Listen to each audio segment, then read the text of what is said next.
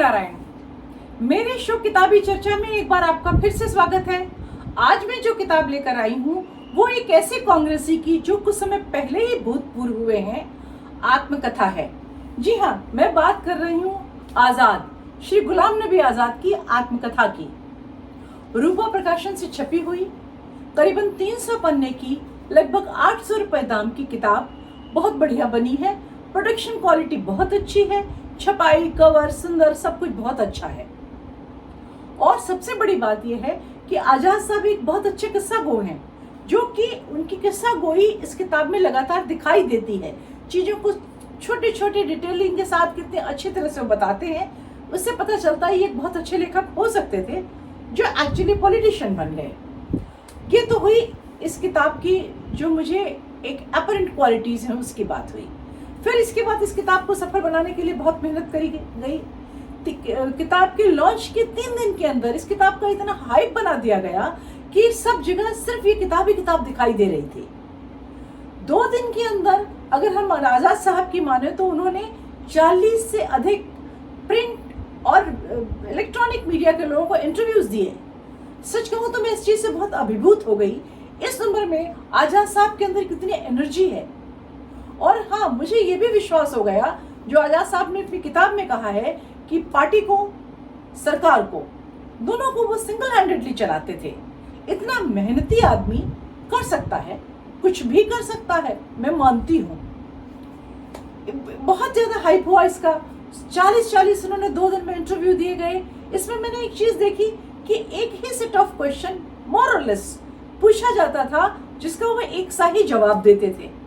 जहां तक सवालों की बात है तो हो सकता है ये सवाल आजाद साहब की ओर से दिए जाते हों, या फिर कॉपी पेस्ट के धुरंधर कलाकार हमारे पत्रकार बंधु पहले ने जो पूछा उसी को बाकी के लोग पूछते चले गए, ये भी हो सकता है।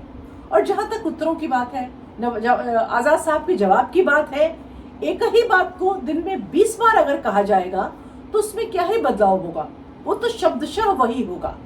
तो ये जो ओवर हाइप हुआ, इतना मीडिया के पास वो गए, उसका एक दुष्परिणाम ये हुआ कि एक फटीक सी आ गई पब्लिक में।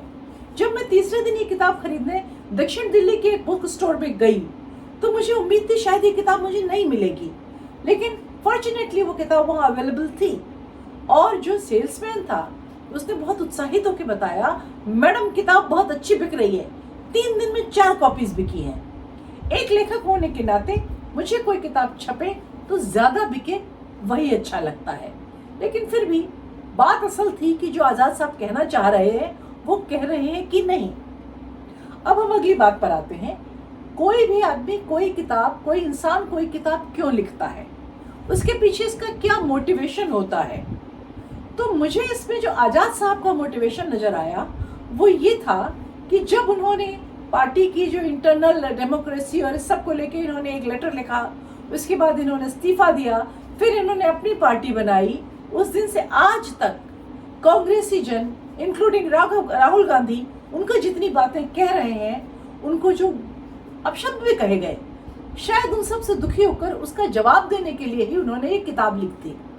उन पर सबसे बड़ा आरोप ये लगा कि जिस पार्टी ने उन्होंने सब कुछ दिया उस पार्टी के साथ उन्होंने दगा किया। इसका जवाब इन्होंने किताब में भी दिया और हर टीवी इंटरव्यू में भी दिया। इनका कहना है पार्टी ने इन्हें क्या दिया, इन्होंने ही अपना सब कुछ पार्टी को दिया।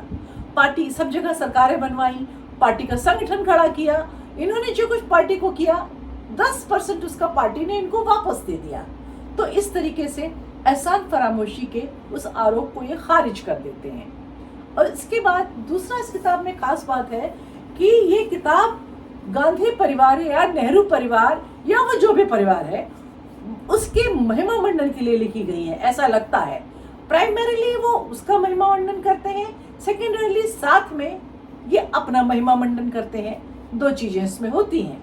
जैसे कुछ चीजें बड़ी इंटरेस्टिंग हैं, जैसे ये शुरू में ही कहते हैं कि ये नेपोटिज्म के खिलाफ हैं, परिवारवाद के खिलाफ हैं। इन्होंने ये अपना एक स्टैंस बना के रखा, सिद्धांत बना के रखा कि जब तक ये पार्टी पॉलिटिक्स में है तब तक इनके परिवार का कोई भी व्यक्ति न तो कोई पद लेगा और न ही सरकार में आएगा। बहुत अच्छी बात है। मतलब ये एक बहुत अच्छा आदर्श है जो ढूंढने नहीं मिलता, और शायद ये दिखाई भी दिया। इनके परिवार से कोई नहीं आया राजनीति में, लेकिन ये हास्यास्पद तब लगता है जब आप नेपोटिज्म की दुकान पे बैठ के परिवारवाद से सने हुए एक संगठन में परिवारवाद को आगे बढ़ाने की कोशिश करते हैं। उसके बाद आप कहते हैं आप नेपोटिज्म के खिलाफ हैं। समझ नहीं आता ये अपनी बड़ाई कर रहे हैं या प्रच्छन्न रूप से गांधी परिवार की बुराई कर रहे हैं। खैर, आजाद साहब से मैं सोच भी नहीं सकती वो गांधी परिवार की बुराई कर रहे होंगे, लेकिन ठीक है, इसी को उलटबासी कहा जाता है, इसी को विरोधाभास अलंकार भी कहा जाता है। ये कहते हैं नेपोटिज्म बड़ी खराब चीज है, लेकिन ये नहीं याद करते हैं कि किस वर्च्यू से जवाहरलाल के समय इंदिरा गांधी पार्टी के पदों में आई, सरकार में आई, कोई जवाब नहीं है। किस वर्च्यू से संजय गांधी इंदिरा गांधी के राज्य में पैरेलल सरकार चलाते रहे, कोई जवाब नहीं। किस वर्च्यू से संजय गांधी की मृत्यु के बाद राजीव गांधी आए, पार्टी प्रेसिडेंट बन गए और उसके बाद प्रधानमंत्री भी बने, कोई जवाब नहीं। उनके बाद किस वर्च्यू से सोनिया गांधी, जो कि पॉलिटिक्स में नहीं आना चाहती थी, एक विदेशी नागरिक थी, आई, पार्टी प्रेसिडेंट बनी और उनको प्रधानमंत्री बनाने की हर चंद कोशिश की गई, इसका भी कोई जवाब नहीं। किस वर्च्यू से रिटायर होने के समय सोनिया गांधी ने राहुल गांधी को लाकर पार्टी और देश पर थोप दिया, इसका भी कोई जवाब नहीं। लेकिन खैर, आजाद साहब पर्सनली नेपोटिज्म के खिलाफ थे। अब हमारी ये किताब इन्होंने चैप्टर वाइज इसमें क्या कहा है, हम इस पे बात करने की कोशिश करते हैं। पहला चैप्टर है जो भूमिका जैसी है, उन्होंने वही सब बातें जो इंटरव्यूज में कह रहे हैं, जिन चीजों से उनका दिल दुखा हुआ है, मोर और लेस उसी के बारे में बात करी है। अपने कैरियर की ट्रेजेक्टरी के बारे में बात करी है, किस तरीके से ये जम्मू एंड कश्मीर में जो यूथ कांग्रेस थे उसके पदाधिकारी बने और कैसे आगे बढ़ते गए, मुख्यमंत्री बने, पार्टी के सेक्रेटरी बने, क्या कुछ नहीं बने, प्रेसिडेंट तो बन भी नहीं सकते थे, कोई सवाल ही नहीं उठता था। इसके बाद फिर ये एक एक मुद्दे पे आते हैं, फिर ये इमरजेंसी की बात करते हैं। अब इन्होंने इमरजेंसी में शुरुआत से ये कह दिया, इमरजेंसी में कोई ऑट्रोसिटी हुई ही नहीं थी, अगर कोई थोड़ी बहुत हुई भी थी तो न तो उसके लिए इंदिरा गांधी जिम्मेदार है, न तो संजय गांधी जिम्मेदार है, और स्वयं सुनामी धन ने जो देश चला रहे थे, पार्टी चला रहे थे, आजाद साहब भी नहीं जिम्मेदार हैं। ये तो उसी पिक्चर की तरह हो गया, no one killed Jessica, atrocities हुई, किसी ने नहीं करी।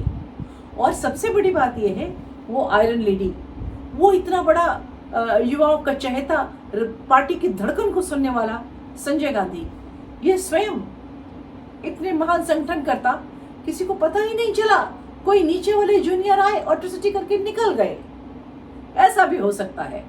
उससे भी इंटरेस्टिंग बात आगे आई जब इन्होंने बताया कि संजय गांधी कितना अच्छा आदमी था, कितना भोला आदमी था। बोले वो तो रफू किए हुए कपड़े पहनता था, उसके रफू किए हुए कपड़े पहनकर न जाने क्यों मुझे एक और व्यक्ति याद आ गया जो टोपियां सिल के अपना गुजारा करता था, जो टोपियां सिल के बेच के जो उससे पैसे मिलते थे अपना गुजारा करता था, वो भी बहुत महान था। दोनों में कुछ तो समता है। इसके बाद फिर और इससे भी इंटरेस्टिंग बात कहते हैं, ये कहते हैं कि संजय गांधी कैरेक्टर का इतना अच्छा था, उसने एक व्यक्ति से प्यार किया, उसी से शादी करी और मृत्यु पर्यंत उसी का ही पति रहा। संजय गांधी की क्या अफेयर, कितनी सहेलियां, इस सब पे अगर हम लोग बात करने लगे तो एक वीडियो अलग बन जाए, एक वो रिसर्च का विषय अलग हो जाए। खैर, अब हम उसके आगे बढ़े। उसके बाद ये बताते हैं कि किस तरीके से संजय गांधी, चूंकि वो रैश ड्राइवर थे, उसी रैश तरीके से उन्होंने हवाई जहाज उड़ाया और वो अपनी जान से हाथ धो बैठे। उसके बाद किस तरह से इनको इतना धक्का लगा के कई दिन तक बेहोश रहे, खैर वो सब बातें। इसके बाद इंदिरा गांधी बोली इनको बुलाकर कि अब हमें क्या करना चाहिए, संजय गांधी तो रहा नहीं। तब ये तय हुआ कि राजीव गांधी को बुला के लाया जाए। इंदिरा गांधी बोली राजीव मेरी तो सुनता नहीं, तुम समझाओ। इन्होंने जाके राजीव गांधी को समझाया कि भाई ये पायलट बन के जहाज उड़ाने में कुछ नहीं रखा, आकर देश उड़ाओ, और उनको ये लेकर आए। किस वर्च्यू से मालूम नहीं। इन्होंने तब नहीं सोचा कि इंदिरा गांधी के दिमाग में आना चाहिए, या ये खुद ही बताते कि भाई इतने लोग जो पॉलिटिक्स कर रहे हैं, करना चाहते हैं, जो रिलेक्टेंट पॉलिटिशियन नहीं है, उनमें से किसी को लेकर आइए और पार्टी का प्रेसिडेंट, वाइस प्रेसिडेंट जो भी बनाना है बनाइए। ऐसा नहीं हुआ। इसके बाद फिर ये बताते रहे राजीव गांधी कितने अच्छे थे। तब इसके बाद कहानी आती है कि इंदिरा गांधी शहीद हुई, उनकी हत्या हुई, ऐसे वो मारी गई। उसके बाद उसमें भी इन्होंने पहले अपना पर्सनल दुख बताया। सच है, आत्मकथा इनकी है, इनका दुख तो उसमें पहले आएगा ही। उसके बाद उन्होंने जो हमारे सिख भाइयों का हत्याकांड हुआ था, नरसंहार हुआ था, उसकी बात की। इन्होंने बहुत शॉर्ट में कहा कि हाँ, कुछ लोगों ने नाराज होकर कुछ सिखों को नुकसान पहुंचाया। वहां ये नहीं कहते हैं कि उसमें पार्टी का हाथ था, वहां ये नहीं कहते हैं कि उसमें टाइटलर HKL भगत, मिस्टर शर्मा, इन सब के, सज्जन कुमार, इन सब के नाम आए। बाद में इनको कोर्ट ने भी दोषी माना। इसके बावजूद ये लोग राजीव गांधी की सरकार में इन्होंने पदों का लाभ उठाया, बाद में ये दोषी हुए, लेकिन इस बारे में कोई बात नहीं करते हैं। ये कहते हैं पार्टी का तो इसमें कोई हाथ था ही नहीं। ये भी नहीं याद करते हैं कि राजीव गांधी का वो राहुल गांधी मोमेंट था उनका, राजीव गांधी का वो स्टेटमेंट जिसमें वो कहते हैं जब बड़ा पेड़ हिलता है तो क्या होता है। जब राजीव गांधी ने दुनिया को सिखाया कि जब बड़ा पेड़ गिरता है तो क्या होता है, उसकी बात भी इन्होंने नहीं करी। फिर ये बताते हैं कि कैसे किसी व्यक्ति ने इनकी इच्छा के विरुद्ध राजीव गांधी को समझा के चंद्रशेखर सरकार से समर्थन वापस दिलवा दिया, और उसके बाद सरकार गिर गई, देश इलेक्शन में गया, राजीव गांधी कैंपेन में गए और वहां पर वो आतंकवादियों के हाथ मारे गए। अब ये कहते हैं कि जिस आदमी ने उनको ये सलाह दी उसी की गलती से राजीव गांधी मारे गए। ये भी बड़ा स्वीट जेस्चर है। जैसे कोई बड़ा बुजुर्ग होता है जिसको वो प्यार करता है घर परिवार में, अगर उसको कोई तकलीफ हो तो वो किसी न किसी पर उसकी जिम्मेदारी सेट करना चाहता है। इन्होंने उस व्यक्ति पर ये जिम्मेदारी सेट कर दी, लेकिन उस रिलेक्टेंट पॉलिटिशियन पायलट को खींच के अगर पॉलिटिक्स में न लाया जाता तो वो न मारा जाता, तो क्या ये जिम्मेदारी आजाद साहब की नहीं है? नहीं होगी। वो भी बात खत्म हुई। इसके बाद वो आगे बढ़ते हैं कि किस तरीके से सोनिया गांधी नहीं आना चाहती थी, और इन्होंने सोनिया गांधी को डांटा और कहा नाउ एंड नेवर, आपको पॉलिटिक्स में आना होगा। और इसके लिए वो कहते हैं कि आपस की लड़ाइयों में कांग्रेस खत्म हो जाती, इसलिए ये सोनिया गांधी को ले आए और सोनिया गांधी को पार्टी का प्रेसिडेंट बना दिया गया। इसके बाद एक बहुत ही क्यूट बात ये और कहते हैं, जब पूछा जाता है कि वो तो ठीक है पर सोनिया गांधी प्राइम मिनिस्टर क्यों नहीं बनी, तो उसकी ये वजह बताते हैं। कहते हैं कि सुषमा स्वराज ने कहा अगर सोनिया गांधी प्राइम मिनिस्टर बन गई तो मैं अपना सर मुड़वा लूंगी और पूरे देश में घूमूंगी। इस बात से सोनिया गांधी और उनका परिवार डर गया और वो प्रधानमंत्री नहीं बनी। अब यहाँ ये दो बातें छुपा ले जाते हैं। एक तो शरद पवार ने और संगमा ने और 3 लोगों ने सोनिया गांधी के विदेशी मूल को लेके होने के वजह से पार्टी छोड़ी और अलग पार्टी बनाई। वो ये नहीं बताते हैं कि इनका प्राइम मिनिस्टर बनना इतना तय हो गया था कि इटली से इनका परिवार इस सेरेमनी में भाग लेने भी आ गया था। एन मौके पे मुलायम सिंह यादव ने एक महान काम किया और इनके पैरों के नीचे से दरी खींच ली, अपना समर्थन वापस ले लिया। इस तरीके से सोनिया गांधी नहीं बन पाई प्रधानमंत्री, लेकिन इस बात को भी इन्होंने छुपा लेना उचित समझा। इतनी शिद्दत से इन्होंने हर जगह हर काम के लिए गांधी परिवार को महान महान महान बनाया। इसके बाद बात आती है राहुल गांधी की। राहुल गांधी के संग इनकी क्या दुश्मनी है पता नहीं, क्योंकि हर एक को ये सुधारते हैं, हर एक को ये संभालते हैं, लेकिन राहुल गांधी पे बड़ा ये ब्रूटल अटैक करते हैं। कभी कभी इनका अटैक राहुल गांधी पर इतना ब्रूटल लगा जितना कि ऑपोजिशन भी नहीं करती। सच तो ये है कि राहुल गांधी के साथ इनका बड़ा सौतेला व्यवहार दिखाई देता है। ये कहते हैं प्रियंका गांधी अच्छी है, प्रियंका गांधी में पॉलिटिशियन बनने का गुण है, उनमें मेहनत करने की क्षमता है, वो 24/7 पॉलिटिशियन बन सकती हैं। लेकिन फिर भी सोनिया गांधी का ये पारिवारिक मसला था, उन्होंने बेटी की बजाय बेटे को विरासत सौंपने के लिए उचित समझा।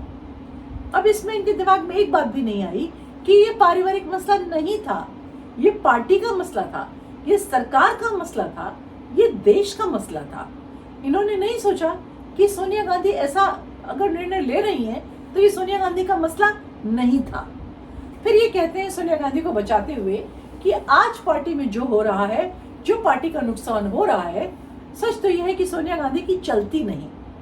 पर इतना कह देने मात्र से क्या सोनिया गांधी इस दोष से बरी हो जाएंगी?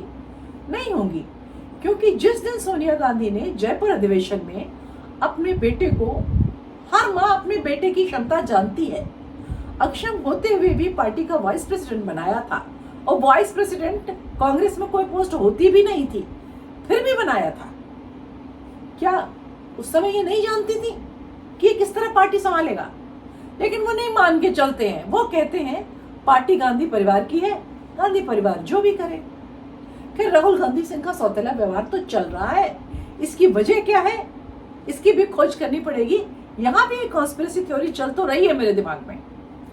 इसके बाद एक और बड़ी इंटरेस्टिंग बात कहते हैं कि अगर आपको कांग्रेस में रहना है तो आपको स्पाइनलेस होना पड़ता है, स्पाइनलेस होना पड़ता है।